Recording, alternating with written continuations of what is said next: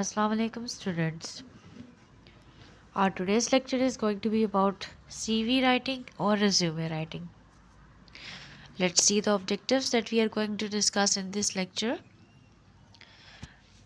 First, you will be able to understand the definition of the CV and the difference between CV and resume, and key elements or the parts of CV and resume, what to add and what not to add, differentiate between types and purpose.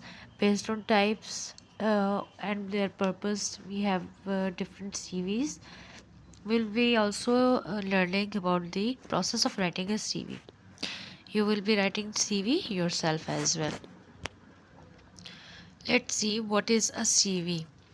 First, we see that a CV full form CV is actually curriculum vitae. It is the short form of curriculum vitae, which means in Latin course of life.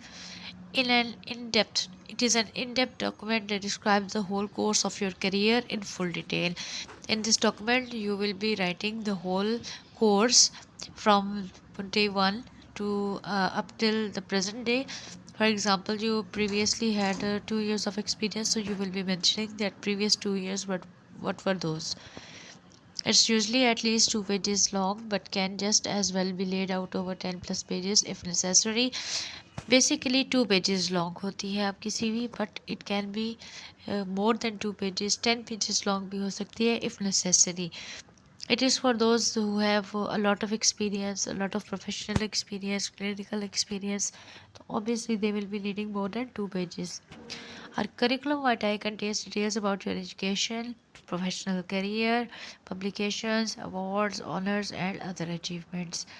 So, education, firstly, that what qualification you have. Either you have MS, you have PhD, or you have other professional career you have built, other professional certifications you have. If you have presented in any conference, there can be publications, articles होते हैं आपके, ठीक है, journals में लिखते हैं आप, newspapers में लिखते हैं, publication की हुई है.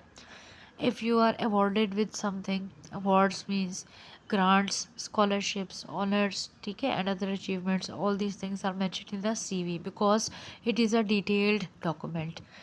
A CV is generally used only for academic applications. Academic applications के लिए यूज़ की जाती है. For example, academic jobs means you are going to be a nursing instructor.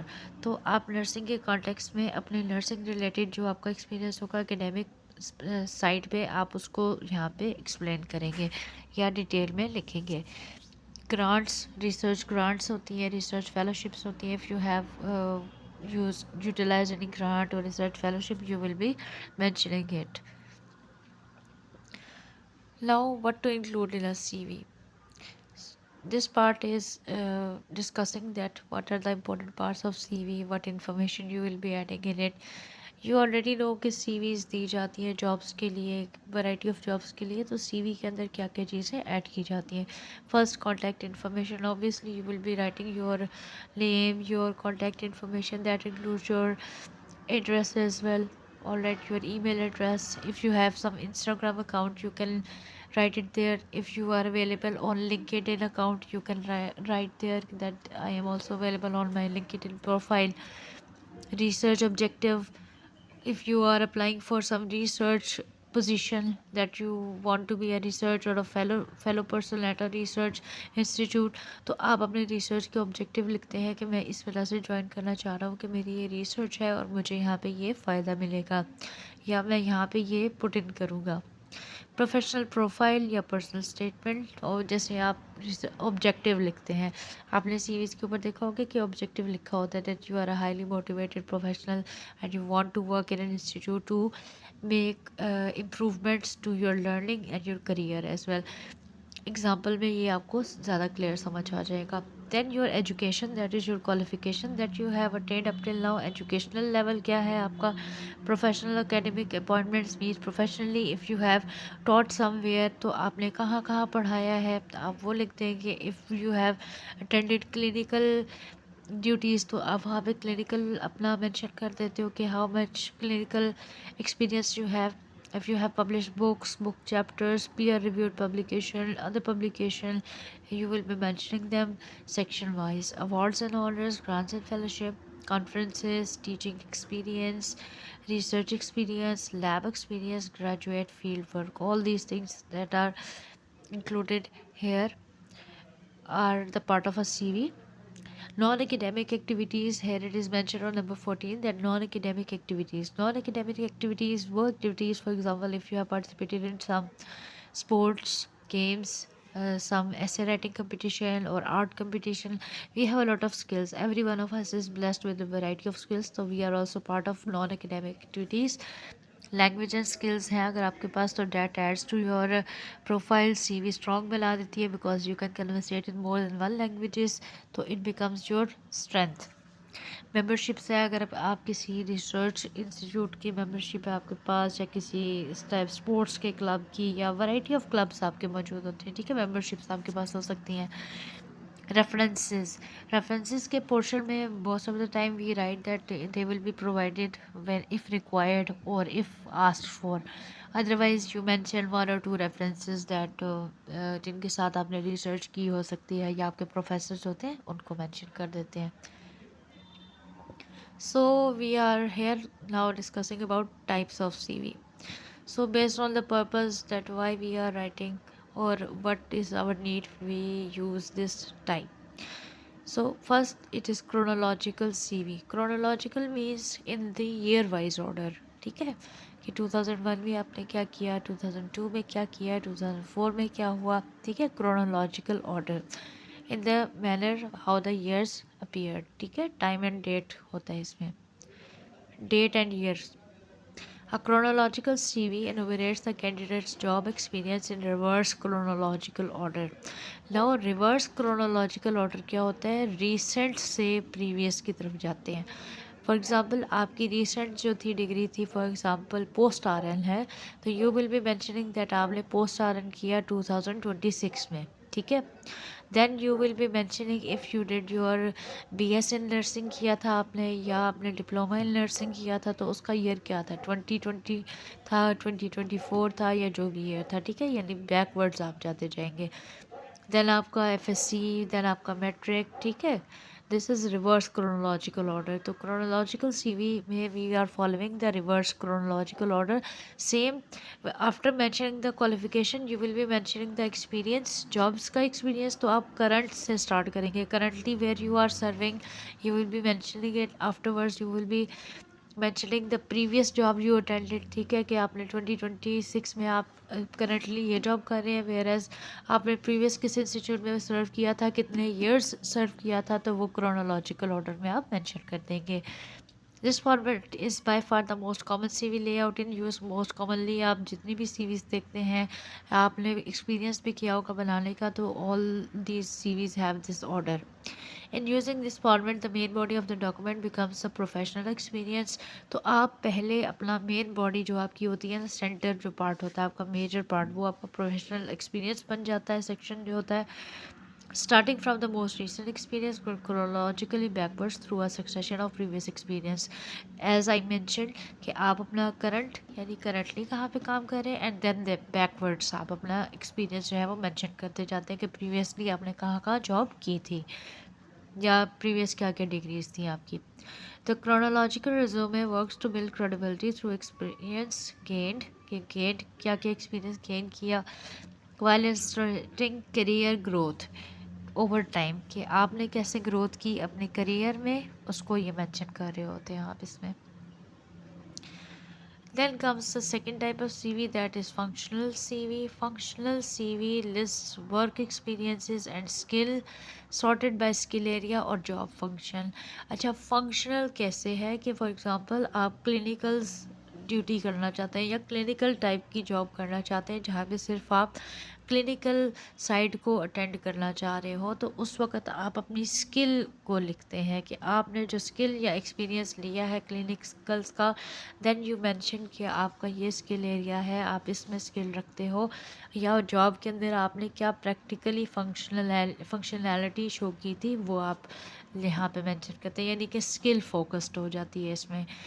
The functional CV is used to assert a focus to skill that are specific to the type of position being sought. For example, staff nurse के तौर पे आप job लेना चाहते हैं, वहाँ पे आपने CV सबमिट करवानी है, तो आप अपना स्किल्स जो आपके पास मौजूद है एज अ स्टाफ नर्स, आप उनको मेंशन करते हैं कि that you have that much skill कि आप उस सीट के लिए एलिजिबल हैं.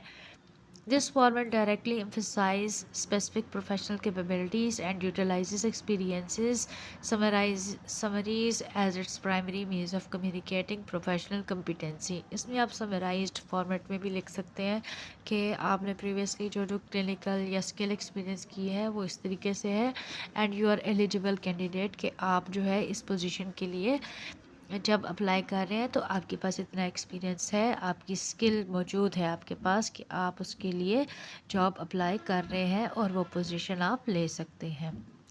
इन कंट्रास्ट इसके ऑपोजिट अगर देखा जाए तो chronological CV format will briefly highlight this competencies prior to presenting a comprehensive timeline of career growth via reverse chronological listing with the most recent experience listed first.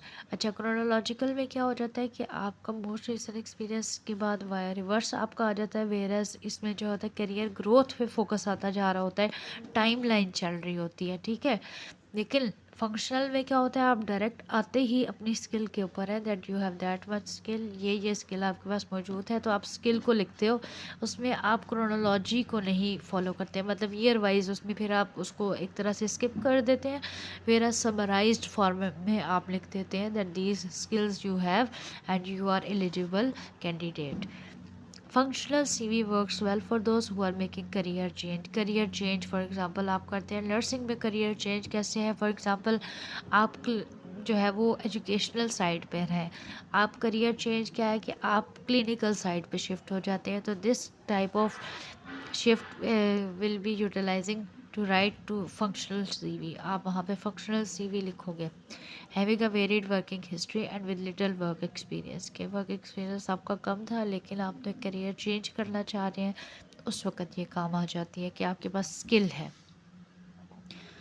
A functional CV is also preferred for application to job that require a very specific skill set, कि specific skill set मांगा हुआ है, और clearly defined personality traits.